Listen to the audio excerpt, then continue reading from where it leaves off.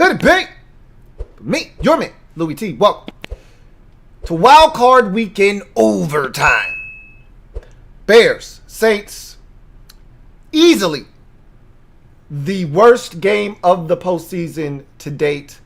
Thus far, Wildcard Weekend, Saints easily cruise past the Bears 9, last second touchdown. As a matter of fact, as time expired by Jimmy Graham to mess up my artwork and force me to have to go back and change the 3 to a 9. Thanks, Jimmy. Thought they had to kick the extra point. I don't know what happened there. The NFL said, F it, don't worry about it. It's COVID-19. No one gives a shit. You lost the game. Don't worry about it. Anyway, that's kind of how I felt about this game, honestly speaking. You know what's funny is at the end of the last overtime show of Ravens and Titans, my man, forgot who it was who said, shucks, I can't remember his name. Chargers fan too. Said, I really don't want to sit through 3 hours of Mitch biscuits. And I'm like, hey man, you know, Mitchell's my guy. Mama named him Mitchell. I'm gonna call him Mitchell. And I'm going to continue to be a Mitchell Trubisky apologist because that's what I do. And when I got a bone, I don't let it go. So I'll defend Mitchell here in a little bit. There's only so much I can say, but I will defend Mitchell in a little bit. But let's start with the Saints. They dominated this game, and it wasn't pretty. And I knew the Bears defensively were going to keep them in this ball game. And for the first half, the Bears had every opportunity to be leading this game at the half. And they got the ball to start the second half, and they had a great drive to start the second half, and then Mitchell takes a stupid-ass sack, and it killed that entire drive. Again, we'll talk about that when we get to the Bears. But outside of that little stretch there, after they were able to score that touchdown and take the 14-3 commanding lead, which is amazing in today's NFL that a 14-3 lead is commanding, but who thought the Bears were going to score enough points at that point of the game once they took the 14-3 lead to come back? To stretch it out. Who thought they were going to come back in this game? I, for one, didn't think they were going to score enough points to win this game. And so they pretty much had it there. They did a really good job. Outside of the dropped touchdown by Javon Wims, I thought the Saints did a really good job of just keeping everything in front of them. They didn't feel like the Bears could stretch the football field vertically. Their best vertical threat in Darnell Mooney was out of this game. That really hurt them to no end. And they really just said, okay, we're going to stop David Montgomery, who the Bears had been riding really the latter half of the season. And they said, we're going to put it on Mitch to beat us. And he wasn't able to do it. And so the offense didn't have to do much. Again, you don't have to take a ton of risks when you're playing a team that really, through 4 quarters essentially, only had 148 total yards of offense. Up until that final drive where they went down the field and scored, the Bears barely had 140 yards of offense. It's insane in today's NFL for a team to make it to the postseason to only have 148 yards of total offense essentially through 58 minutes of football, which is where the Bears were at the 2-minute warning, down 21-3. Credit the Saints defense for being dominant and shutting down any semblance of a Bears rushing attack. Not allowing Mitchell Trubisky to impact this game with his legs.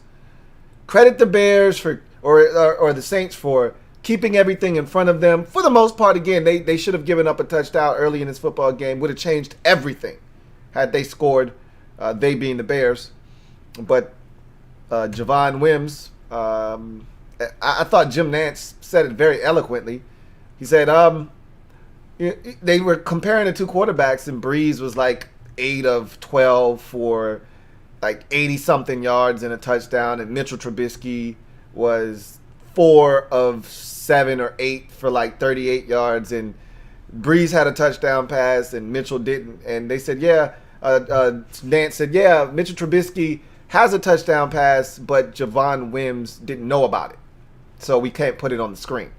I thought it was the best way to describe what the hell happened on that play. It won't get any easier for the Saints than that. And hopefully that's the one and only stinker we'll have during this entire wild card weekend. Because even though this game was close, after the first half that the Bears turned in and they forced a turnover of...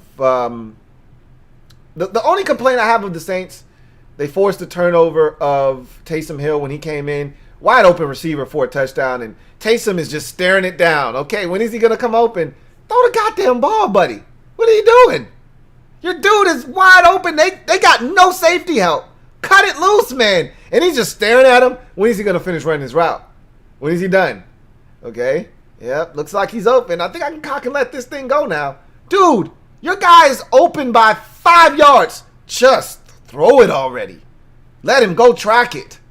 Anyway, I was talking on Twitter to somebody, and they was like, the one thing I'm not a big fan of with the Saints is Sean Payton's insistence on forcing Taysom Hill down our throats.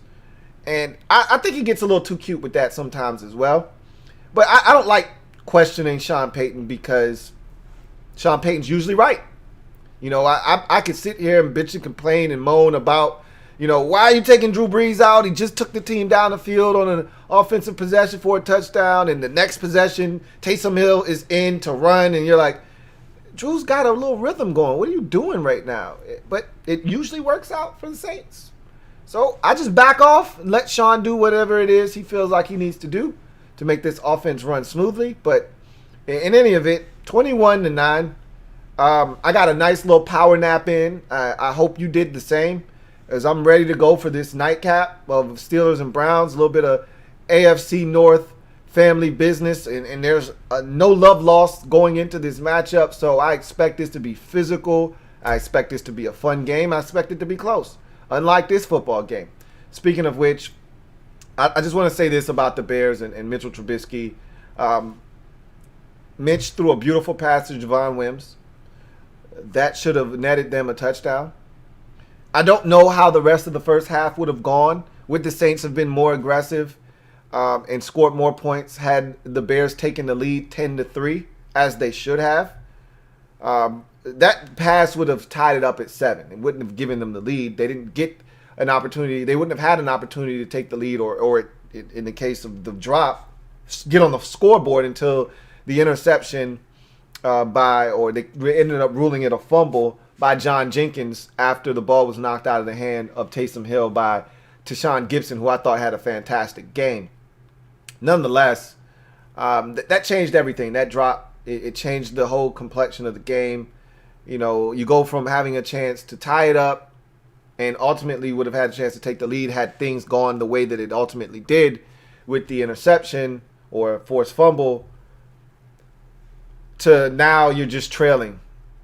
You didn't have all your weapons. It doesn't matter. Nobody cares. We watched the Rams go into the game with the backup quarterback, then had to bring in their starter who was dealing with the broken thumb, who had just had 4 pins put in it. And then we watched Washington with their 4th starting quarterback of the year and almost had a 5th quarterback. And their 5th quarterback that has played in a game this season and almost had to put in the game their 6th quarterback of the season. So, no one wants to hear your sob story about this guy or that guy being out. Nobody cares at this point of the season. I'm going to just tell you this. Could Mitchell Trubisky have played better? Sure, he could have played better. But that is the most unimaginative offense that I've seen in my life. And I've told you I'm not a big Matt Nagy fan. I'm not a fan of their entire staff on the offensive side of the football. We watch this shit every single week with the Bears. And I thought maybe, just maybe, things were getting better. Maybe because Bill Lazor was calling the plays at one point, and then Matt Nagy came back in and said, I got it. Watch out, Bill. Let me handle it. And they started to do some things. I was like, maybe they figured some shit out. I was wrong. Okay? it probably was just the level of competition that they were playing against. A Vikings team that was essentially dead, a Jacksonville Jaguars team that stinks.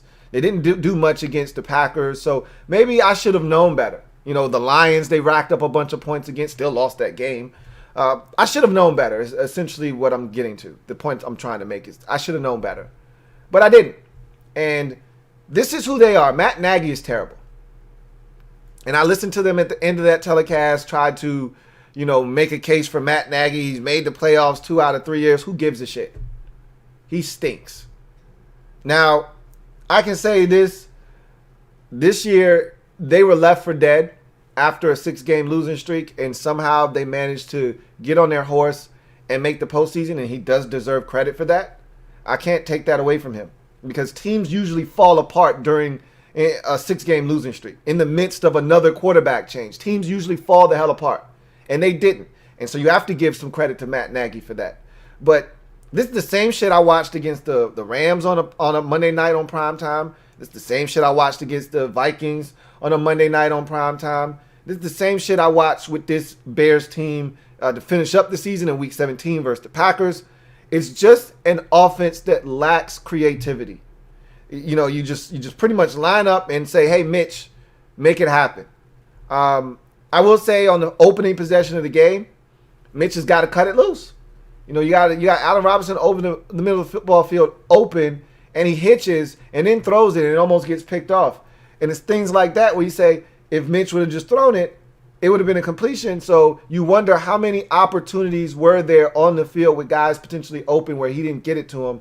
You ask yourself that sometimes. And I'm not watching the film, so I can't determine that, hey, this guy was open or Mitch missed this or Mitch missed that. I just know that this offense, they don't do a good job of identifying pre-snap if it's zone or if it's man. They don't do a good job of making the game easy for their quarterback.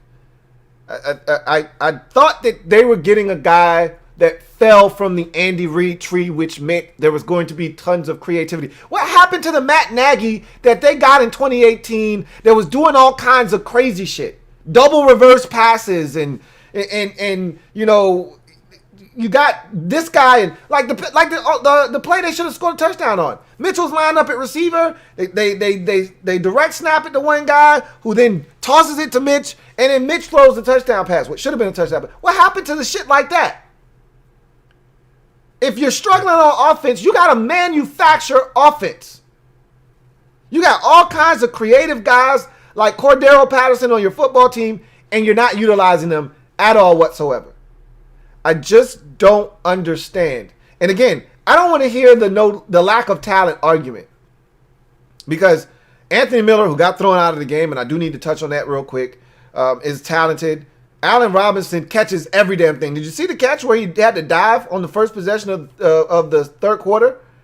Where he had to dive and catch the football? Like, this guy is a machine. You telling me you can't get him opportunities? You can't convert on 3rd and 4 or 5 with Allen Robinson, who just needs to box a guy out and you just put it in his general vicinity and he's going to catch it more likely than not? You got Cole Kmet, who's a talented young rookie tight end. You got Jimmy Graham. You telling me you don't have enough talent to move the football despite not having Darnell Mooney in the lineup? I find that really hard to believe. And oh, by the way, Cordero Patterson isn't being utilized fully. I find it hard to believe that there's not enough talent here. So spare me. Then you just go back to, well, it's Mitchell Trubisky. It's got to be Mitch. He stinks. Maybe he does stink. But I can tell you this, the coach isn't making it any damn better. No better. I'm watching them. They get 8 on first down. They run it on second down, get stuffed. It's 3rd and 2.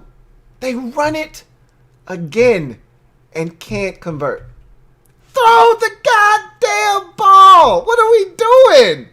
Seriously. What are we doing? I don't know. I don't have any answers. Stop asking. I don't know. I'll just say this. I don't know what Chauncey Gardner-Johnson is saying to these guys, but Javon Wims went apeshit on him in the first game and got ejected and then subsequently suspended for 2 games afterwards. And then Anthony Miller jabs him in his jaw again today. I don't know what this guy is doing, what he's saying, but he's getting under their skin. That's all I got to say about that. Anyway, this is why I didn't want a 7th seed in the NFC or in the playoffs in general. This is the exact reason why.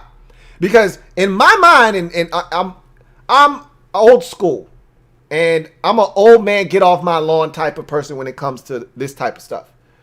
That 7th seed usually is a team that doesn't belong. And this is exactly what I was referring to right here. You're letting somebody in that we would much rather not see and would be much better off if they weren't invited to the party. Now in the AFC, it was a different story. Got a hell of a game from the 2-7 matchup. Obviously, that wasn't the case in the NFC. Anyway, let's run through a few comments. We got 5 minutes. Got a super chat first. David Sanchez, thank you for the super chat. Greatly appreciate you. Writes, can Washington get a slime zone? Absolutely not. I don't ever want to see that again in my life.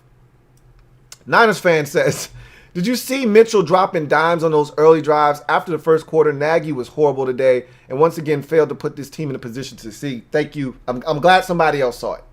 You know, and I'm pretty sure Mitchell left some stuff on the field. If I watched the film, I guarantee Mitchell Trubisky left things on the field. Missed some open receivers and didn't make quick enough reads. However, this offense is terrible.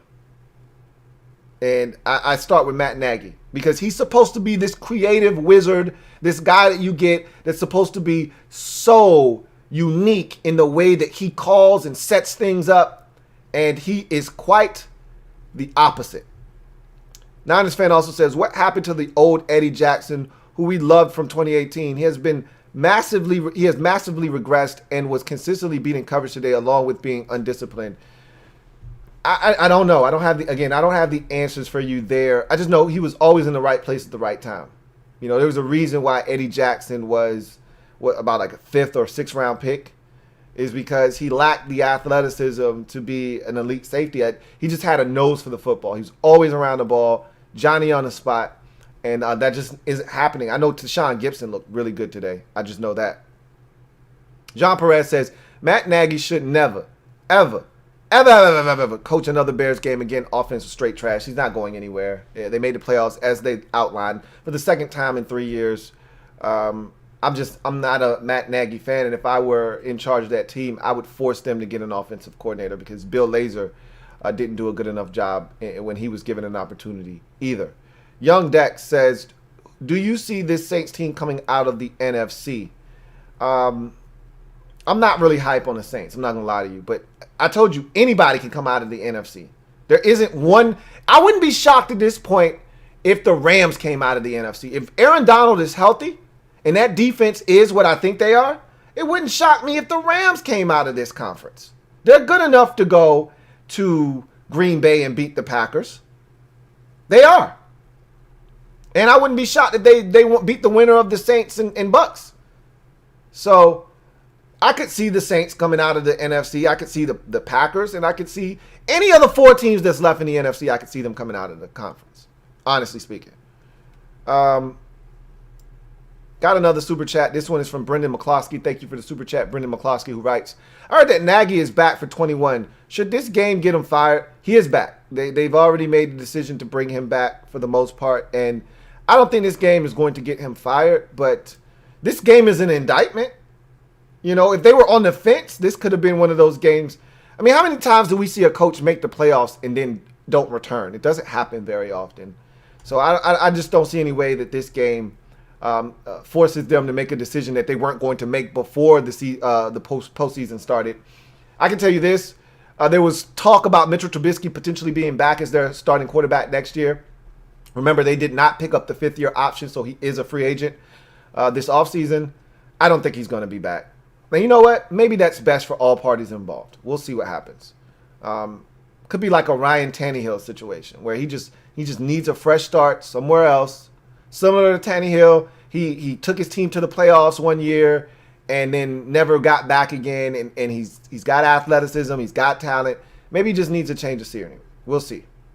The Soundwave 92 says Saints versus Bucks will be better, but do you think they will win a third time? You know, it's hard to beat a team 3 times in one season.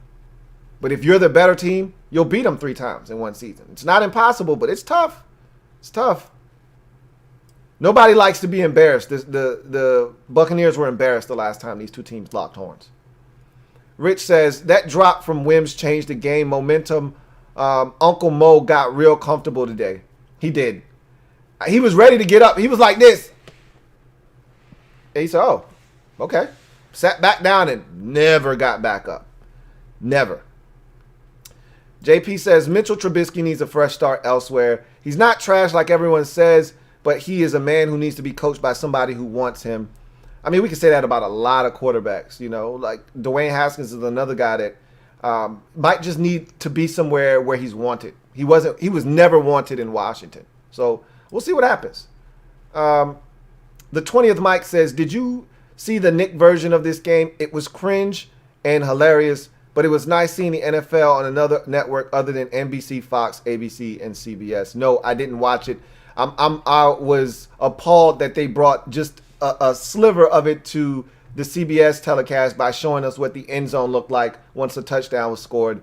Again, my eyes cannot unsee what they showed me tonight, and it was scary. Rich says the Nick version was not as bad as others might think or make it seem. There was a sideline guy who didn't know football at all, but also didn't try to know it for the great for broadcast for beginners. That is just absolutely terrible. Terrible, terrible, terrible. Lil Gilly says, we would have beat the Bears and Saints, in my opinion. Maybe, maybe not. Our defense seemed like we couldn't stop a nosebleed yesterday, so I don't know what we would have done against anybody. Richie Rich says, would you take Mitchell T to the Washington football team? No, I wouldn't. If you're gonna go out and get Mitchell Trubisky, you might as well roll with Taylor Heineke or Kyle Allen. If you're going to do that, you don't need to bring Mitchell Trubisky and pay him money to do that when you can just bring those two guys back. Emil O'Neill says, fire GM Pace. He passed on quarterback Watson and hired Nagy. Fire Pace now. You know, that's always going to be the thing in Chicago is you traded up with the 49ers to take Mitchell Trubisky in a draft that featured Mahomes and Watson. Again, hindsight is 20/20. Nobody knew how good those two were going to turn out, but he made the decision. And normally, just like we saw in Jacksonville with David Caldwell, if you get it wrong at the quarterback position, generally that gets you fired because you get it wrong at the quarterback position, it's going to set your franchise back 5 years. For the Bears, luckily enough for them, it set them back slightly, but they've been in the playoffs 2 out of the last 3 years. So it hasn't done irreparable damage per se, but it does have you looking for another quarterback. So we'll see what happens. Craig Smith says, Mitchie Biscuits got to get up out of Chicago. Nagy refuses to play the kid to the kid's strengths. Instead wants to force him into being a traditional 5 to 7 step drop QB definition of insanity. I just don't understand it. You know, there should be read option galore. There should be opportunities to get Rich or Mitchell out of the pocket. It just doesn't make any sense. I don't understand it, but it is what it is. Last one here from Brandon Brantley, because I know the game is starting now. Tom should retire if Tampa gets slapped by New Orleans a third time. He's not going to. I don't think you're going to see the ass thrashing that you saw the last time. But I don't know if Tampa Bay, because I'm just telling you, if their defense is the same way that it was against us, the Saints should be able to move the football with regularity and score. So we'll see what happens. I can tell you this much. They're not going to get lambasted like they did the last time those two teams locked horns. It's just not going to happen. Brady and Arians won't allow that to happen. It was embarrassing, and I can tell you they're going to be much more prepared this time around than they were the last. But we'll see already. In any event, Browns, Steelers, Sunday Night Football. We'll watch this thing, and then we'll come back and we'll break it all down and kind of put a bow on what the weekend that was, Wildcard weekend. And so we'll see what happens in this game. AFC North, family business, Browns, Steelers. Let's do it.